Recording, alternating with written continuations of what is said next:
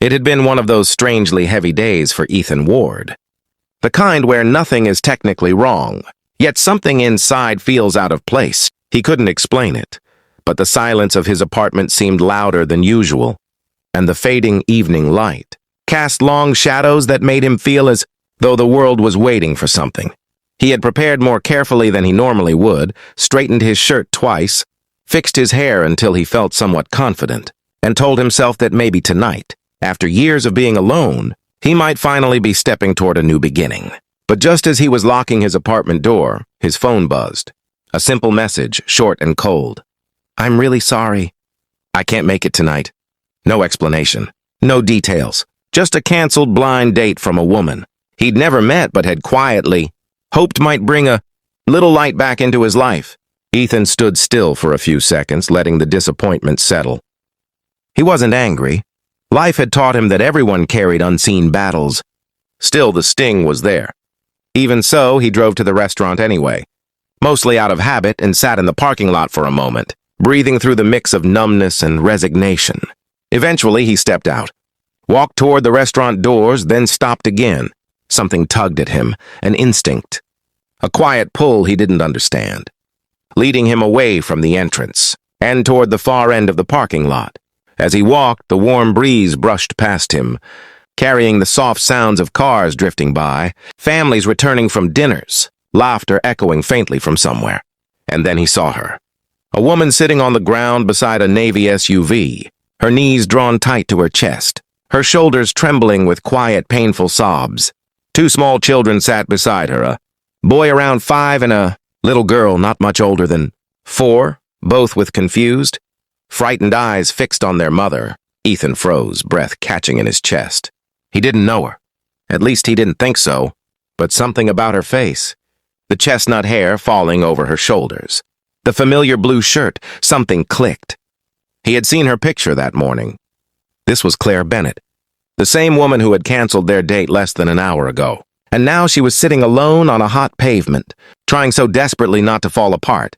He hesitated for a moment, not wanting to intrude, but the sight of her shaking hands and tear-streaked cheeks pulled him forward with a force stronger than hesitation. Claire lifted her head when she sensed someone approaching, and when her eyes met his, her expression flickered from shock to embarrassment to something like fear. Fear of judgment, fear of pity, fear of being seen in the one moment she wasn't strong enough to pretend. Ethan sat down near her, keeping a respectful distance. He didn't say anything at first. He didn't have to. Sometimes silence can be kinder than any words. Claire tried to apologize, tried to explain between broken breaths that she hadn't wanted to waste his time, that she wasn't flaky or irresponsible, but Ethan gently shook his head, silently telling her she didn't owe him an explanation for her pain. Slowly, with trembling honesty, she told him everything, how she had been raising her 2 children, alone since her husband walked away 3 years earlier, how she worked 2 jobs and studied at night, how she had forced herself to accept the blind date only because a friend convinced her she deserved a chance at happiness, and how just as she was leaving home, her babysitter canceled. With no one else to call, she had brought her kids with her, hoping she could figure something out in the parking lot. But the moment she parked, the pressure, exhaustion, guilt, and loneliness caught up to her, and she broke down. She canceled the date because she couldn't walk into a fancy restaurant with 2 kids and pretend she had her life perfectly together. As she spoke, Ethan didn't feel disappointment. He felt admiration, deep, quiet admiration for a woman who had been fighting battles on her own for far too long. Lucas, her little boy, offered Ethan a melted chocolate candy, and Ethan accepted it with a smile so soft it made Claire's eyes shimmer again. Emily, the younger one, showed him her butterfly shoes, proud of the bright colors even though one lace was missing.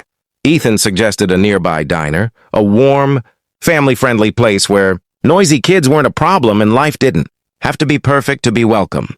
Claire hesitated, worried she was ruining his night, but the hopeful sparkle in her children's eyes finally pushed her to agree. Inside the diner, the atmosphere softened everything. The smell of fries, the chatter of families, the clink of plates. It all wrapped around them like a warm blanket.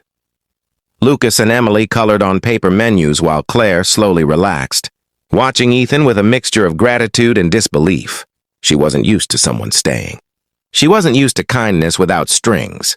They talked for hours, not like two strangers forced into conversation, but like two souls quietly recognizing each other's loneliness. Claire shared her fears of raising kids alone, the pressure to be strong every second of every day, the constant guilt of feeling like she wasn't enough. Ethan opened up too. He told her about losing both his parents, about coming home to a house that was too quiet, too empty, and how loneliness had settled in the corners of his life like dust. They weren't trying to fix each other. They were simply sharing pieces of their truth, and somehow those pieces fit. When they returned to the parking lot hours later, the sky was deep blue with stars peeking through. Claire buckled the kids into their seats, kissed their foreheads, and when she turned back toward Ethan, unsure of what to say, Emily reached out with a crayon drawing, 4 stick figures holding hands. Not 3, 4. Claire blushed, ready to apologize, but Ethan gently folded the paper as if it were something sacred and placed it in his pocket. Some moments don't need words. Some moments simply stay. In the weeks that followed, their connection didn't grow through grand gestures. It grew through gentle, consistent presence. Ethan helped Claire with groceries. Claire invited him to Lucas's school event. Emily held his hand at her ballet practice. And with every passing day, the walls around Claire's heart slowly softened. One evening, when the kids were asleep, Claire asked him quietly why he cared so much, why he stayed when her life was far from easy. Ethan answered with simple honesty, because real care doesn't wait for perfect timing, because he saw her strength even in her tears, because her children felt like home long before he realized it, and because sometimes the most important people enter your life in the moment you feel the most broken. Claire leaned into him, and for the first time in years, she felt safe, truly safe.